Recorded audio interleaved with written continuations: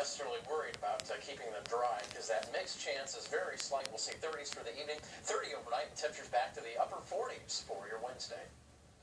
We're taking a live look at Moline. Check out this house, 12th Avenue, 9th Street, where our photographer Randy Berry is live right now at this great Halloween display. Trick-or-treating goes until 8 in Moline. In Davenport till 7:30, Bettendorf till 7, and then Rock Island, it goes until 8 o'clock tonight. Randy gave us the thumbs up. Wonderful decorations there, and if you see some of the neighborhoods that you are out and about in tonight, make sure to send them to us. And for all the latest on Halloween trick-or-treat times and events, just check out our KWQC News app. A Davenport 13-year-old charged with robbing a group of kids at gunpoint while driving a stolen car, then fleeing from police, will be tried as an adult now. A judge approved declaring Charles Wilson III as a youthful offender, which means he'll be tried in adult court and sentenced in juvenile court. TV6 investigator Mark Stevens has been following this crime spree through this court, and Mark Wilson was no stranger to Scott County judges. Yeah, the juvenile court officer assigned to Wilson testified that Wilson has been committing crime since late 2016. He said Wilson ran away from a program at the Annie Wittenmeyer Center, had cut off a GPS monitor he was assigned to, and he wasn't attending school. Now, the judge told Wilson he faces a minimum of 17 and a half years behind bars if he were to be convicted as an adult for the robbery charge. But that's where this youthful offender status is important to understand. He will be tried as an adult, but he will be sentenced as a juvenile. Now, the judge warned him if he were to be convicted and he doesn't complete the juvenile sentence or continues to cause problems, he could be resentenced by the adult court and face prison time for his charges. Now, the juvenile prosecutor told me he doesn't plan to file transfer motions for Wilson's co-defendants. Those boys are 12 and 14 and are brothers. They're charged with robbery and theft. They face a juvenile trial in December. Mark, thank you. Thank you, Mark. The judge ordered Wilson held on $25,000 bond.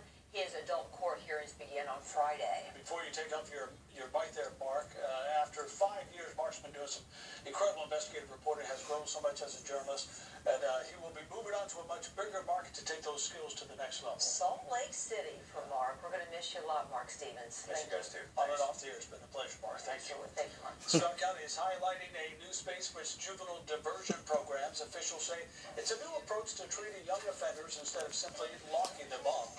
They hope to help them get right back on track.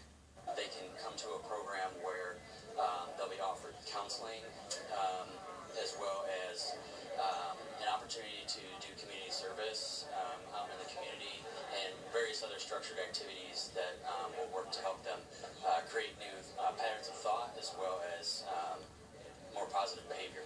The program will be housed at the Scott County Annex building in downtown Davenport. Davenport police have identified 4 people of interest in a fatal shooting outside a bar in downtown Davenport almost 2 weeks ago. 29-year-old Demetrius Summers of Rock Island was shot and killed on October 18th. KWQC's Jenna Jackson is here with more on the surveillance of these images. We have these pictures of these 4 people, Jenna. Yeah, and Paula, actually, here they are, Davenport police releasing these photos on their Facebook page. Police, along with Crime Stoppers of the Quad Cities, are hoping to them. Now, these are joining forces like never before. We're working more closely with Davenport to help combat gun crime. While Davenport police and Crime Stoppers have always worked together, they're now teaming up to curb gun violence. They've had so many homicides, so many shots fired that Crime Stoppers wants to work more closely with them and offer enhanced rewards, get more public, information, more eyes out there.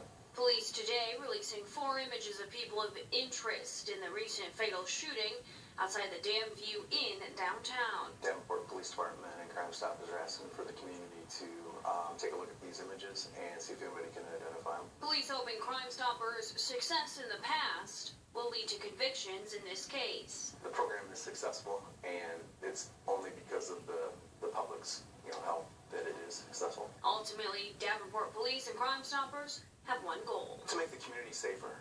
I believe that most people in our community want to feel safer, and it's the police, it's our responsibility to make sure that we have a safe community. However, the more eyes and the more involvement we can get from the community to help us do our jobs, the better.